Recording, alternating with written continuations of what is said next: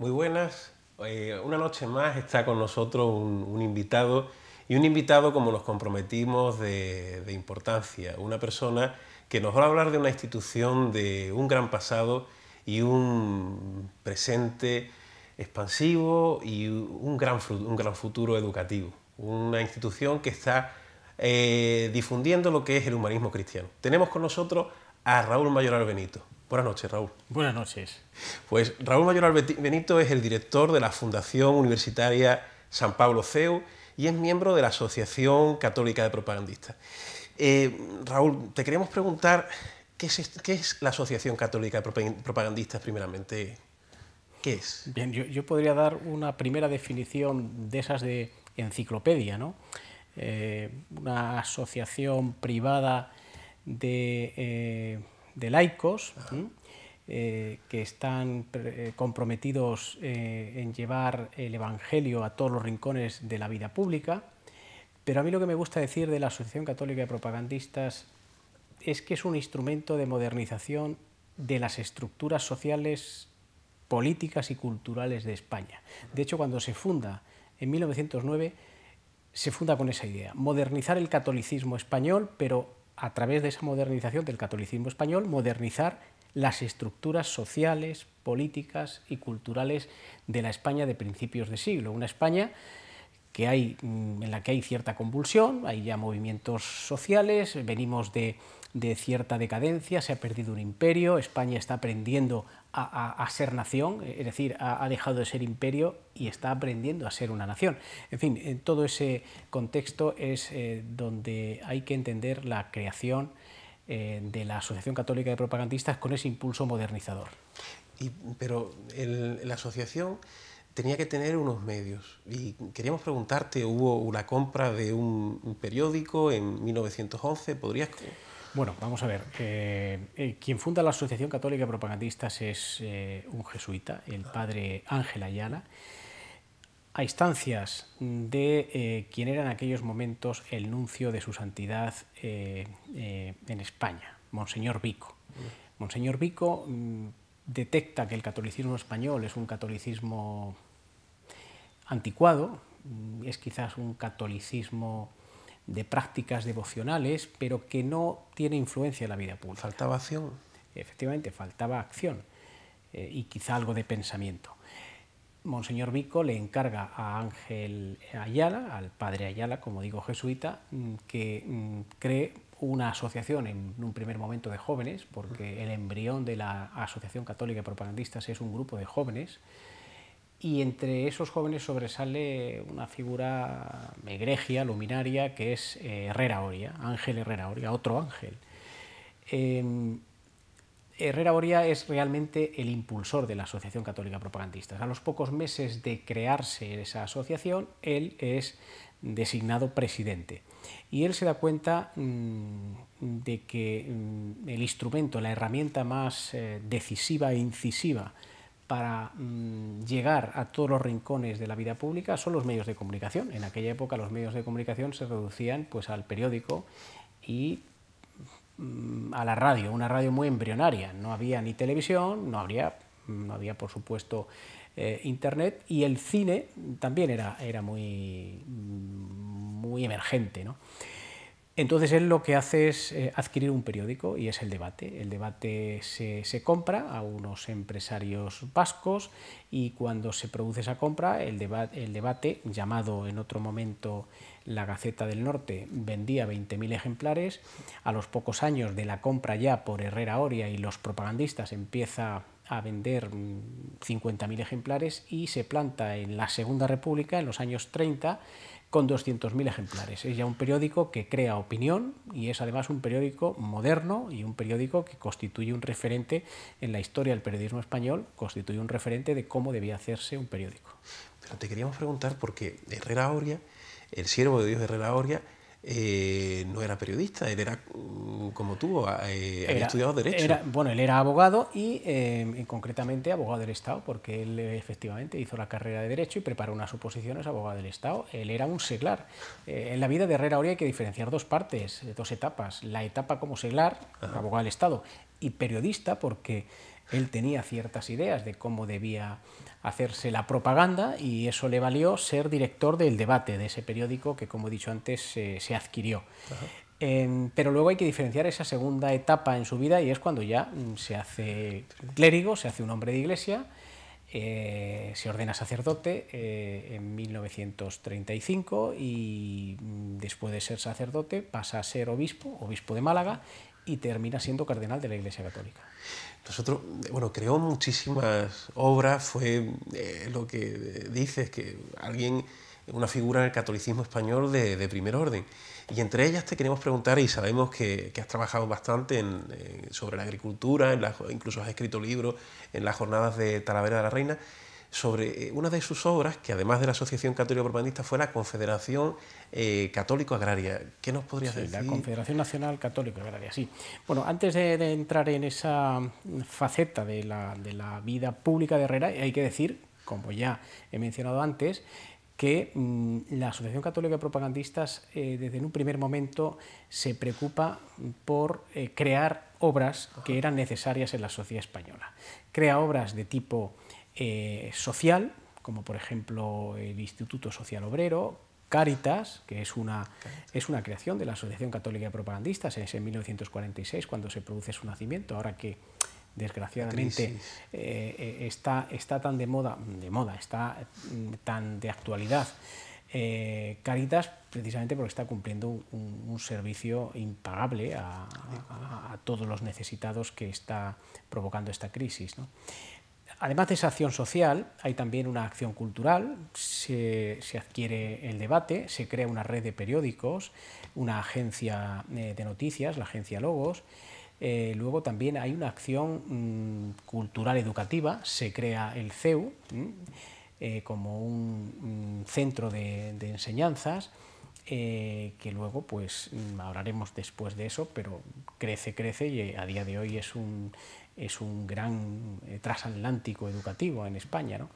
Pero se crean también otras obras como la Biblioteca de Autores Cristianos, la BAC. En el campo de la acción social destaca precisamente la promoción de los intereses de los ganaderos y de los agricultores, porque Herrera Oria estaba muy sensibilizado con lo que podían ser los problemas del sector agrario, del campo, ¿no? del ámbito rural. Y entonces él crea una Confederación Nacional Católico-Agraria, es decir, todas las asociaciones agrarias de los agricultores de Castilla la Vieja, de Castilla la Nueva, de Extremadura, se fusionan en esa gran confederación. Herrera tuvo una gran preocupación por el campo y hay un pensamiento muy sólido de Herrera Oria sobre el campo español, que es un pensamiento que tiene sus raíces, tiene sus fuentes en la doctrina social de la Iglesia, en las encíclicas de los papas, como la Mater et Magistra, dicen que es la carta magna de la agricultura, ¿no? O la Rerum Novarum, ¿no?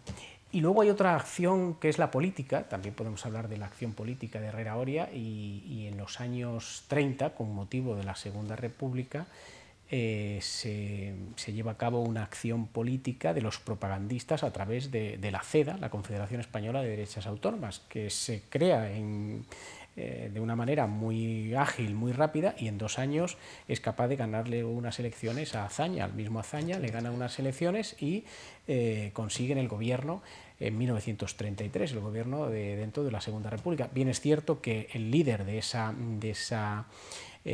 ese grupo político fue José María Gil Robles, pero no llegó a formar gobierno como presidente, sí lo hizo como ministro. Pero era hombre de la asociación, ¿verdad? Efectivamente, Gil Robles era una persona, era un propagandista, abogado del Estado también, y era un propagandista al que Herrera Oria le encarga, como he dicho, que forme un partido político y que le gane las elecciones a los republicanos de Azaña, ¿no? En esa época es cuando eres director general de la Fundación. Tenemos con nosotros al director general de la Fundación San Pablo CEU, y en esa época de la Segunda República es cuando se funda el Centro de Estudios Universitarios. El CEU se funda en 1933.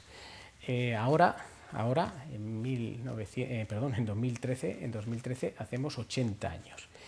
Y el CEU se funda también por un encargo de Roma, de la misma manera que la Asociación Católica de Propagandistas tiene una raíz de romanidad, porque es un encargo del Vaticano, también el CEU, como un centro de estudios universitario, que eso es lo que significa sus siglas, tiene su origen en un encargo del Papa Benedicto XV, que en un viaje que hace Herrera Oria a Roma le encarga que alumbren una universidad. El Papa en aquel entonces entiende que la vida, o mejor dicho, la batalla de las ideas, la batalla cultural, hay que darla en el ámbito de la educación, en el ámbito de las universidades.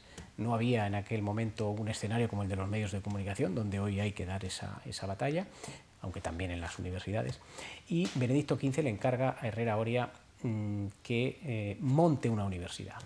Y es a los pocos años de aquel viaje cuando Herrera Oria crea el CEU, que empieza con 70 alumnos y una docena de profesores, y que ha ido creciendo, creciendo y creciendo, y que a día de hoy pues es una realidad con 26 centros, universidades, colegios, escuela de magisterio, escuelas de negocios, centros de formación profesional, 26.000 alumnos, 2.500 empleados, en fin, eso es el CEU. ¿Y eso empezó en el 1933? Nosotros hemos leído que su primer rector fue Federico Salmón. Efectivamente, el primer rector de ese centro de estudios universitarios fue Federico Salmón, que llegó a ser ministro de Trabajo en ese gobierno de Gil Robles, mejor dicho, de Lerroux, en el que participa Gil Robles, pero con mayoría de ministros de la CEDA. Federico Salmón es el que representaba la cartera de Trabajo, fue rector del CEU y desgraciadamente fue asesinado en la Guerra Civil, durante la Guerra Civil, en Paracuellos del Jarama. Fueron muchos los miembros de la asociación y de sus obras los que fueron martirizados en esa época, entre el 36 y el 39. Sí, efectivamente, sí. Nosotros tenemos ya algún que otro beato, Campos Gorriz, por ejemplo. Pla también es un beato de la Asociación Católica de Propagandistas, en Viñals, que han sido precisamente elevados a esa categoría en algunas de las ceremonias que hubo hace unos años en el Vaticano. Pero yo quiero decir que la Asociación Católica de Propagandistas, como asociación que dejaba libertad a sus miembros, históricamente, tiene miembros que han estado en distintas posiciones políticas, desde la derecha hasta la izquierda, desde la monarquía hasta la república, y si apuramos, pues desde lo que podía ser una concepción territorial de España unitaria a una concepción territorial de España no unitaria. Estoy pensando, por ejemplo, en que el primer lendakari del gobierno vasco en el exilio, José Antonio Aguirre, era propagandista. Estoy hablando de personalidades como, por ejemplo, Onésimo Redondo, que perteneció al nacionalsindicalismo de las JONS, también era un propagandista. O sea, en la Asociación Católica de Propagandistas convivían personas de distinta ideología política, y eso yo creo que es un acierto, siempre y cuando se tenga en común los principios del Evangelio y la creencia en Jesucristo, ¿no? Marcelino Oreja también. Efectivamente, Marcelino Oreja, bueno, es que ahí podemos hablar ya de una manera más reciente de todo ese grupo conocido históricamente como los Tácito, que jugaron un papel tan decisivo en los últimos años del franquismo y que fueron los artífices de la transición. Queríamos preguntarte, este grupo Tácito que has comentado, ellos se reunían en una institución que comulga con, que forma, es otra obra de la asociación, que es el Colegio Mayor de San Pablo, efectivamente. Otra obra de la Asociación Católica de Propagandistas, como bien dices, es el Colegio Mayor de San Pablo. O sea, se puede decir que la ACDP tiene dos obras educativas, el CEU y el Colegio Mayor de San Pablo, que además lo dirige una persona muy arraigada en esta ciudad de Cádiz, Antonio Rendón Luna, es el actual director de ese Colegio Mayor. En ese Colegio Mayor, en los últimos años del franquismo, empezaron a reunirse una serie de personas con cierta inquietud política, muchos de ellos propagandistas, no todos, pero muchos de ellos sí que eran propagandistas, y se empiezan a plantear bueno, pues lo que sería la apertura hacia la democracia, ¿no? Ellos empezaron a publicar unos artículos en el diario Ya, y creo que en algún otro periódico de la época, y lo firmaban, eran un colectivo y lo firmaban con el seudónimo Tácito. Ahí estaban una serie de personas que cuando luego Adolfo Suárez llega a la democracia y Adolfo Suárez llega a la presidencia del gobierno en 1976, a los que llama, a algunos de los que llama para formar gobierno son personas del grupo Tácito y propagandistas, pues como por ejemplo ahí están Marcelino Oreja, José Luis Álvarez, Reguera Guajardo, Alfonso Osorio, Landelino Lavilla, José Manuel Otero Novas, en fin, esa gente que para nosotros hoy son un referente en lo que ha sido la recuperación de las libertades y el advenimiento de la democracia en España. Queríamos preguntarte, Raúl, como propagandista, como analista, porque has trabajado también en ministerios, en política, ¿piensas que la labor de la Asociación Católica Propagandista en la transición fue muy importante? Sí, sí. Si no la asociación como institución, sí los hombres de la asociación o algunos hombres de la asociación, porque esto es una de las cosas que nosotros como miembros de la asociación tenemos muy claro, que el carisma de la asociación es el formar hombres arraigados en los principios del Evangelio, con cierta aureola sobrenatural, cierta vertiente espiritual, pero sobre todo bien instruidos en lo que es la cultura del mundo, de lo que nos rodea, y para luego intervenir en la sociedad autónomamente en el sentido de que no son representantes de la Asociación Católica de Propagandistas, pero ellos tienen la total libertad para irse al mundo de la política, al mundo de la empresa, al mundo de la educación, de la cultura, de los medios de comunicación, y allí vertir todos esos principios, toda esa obra y todo ese pensamiento que han aprendido, pues vertirlo, plasmarlo y ponerlo al servicio del bien común. Es lo que Herrera decía, ¿no? Hay que formar élites, no élites en un sentido despectivo o en un sentido selectivo, ¿no? Élites, personas bien formadas que sean líderes de opinión y que luego consigan aglutinar a determinados sectores en la sociedad para poder llevar a cabo pues grandes empresas, ¿no? Entonces el propagandista se sabe que es un apóstol de Cristo y que luego tiene que demostrar ese apostolado en la vida pública, sobre todo con obras. Bueno, y dentro de esas obras que da la asociación, que aporta la asociación a la sociedad en busca de ese bien común, hoy vas a darnos una conferencia aquí en Cádiz sobre el humanismo cristiano, y creo que ese es el carisma de la Fundación Universitaria San Pablo CEU. Queríamos preguntarte ¿qué centros educativos, porque conocemos lo que se conoce en la Universidad de San Pablo, pero qué más centros educativos, qué más obras de la asociación existen en España? Sí, pues vamos a ver, nosotros tenemos 3 universidades, junto a la San Pablo CEU de Madrid, tenemos la Universidad Cardenal Herrera CEU de Valencia, la Universidad Batoliva CEU de Barcelona, y a eso hay que añadir la red de colegios que tenemos. Tenemos 7 colegios pertenecientes a la Fundación Universitaria San Pablo CEU, pero luego tenemos fundaciones hermanas como la San Pablo Andalucía, que tiene a su vez un colegio en Sevilla y también un centro universitario adscrito a la Universidad Pública de Sevilla. Tenemos también la Fundación San Pablo Castilla-León, que cuenta con una escuela de negocios.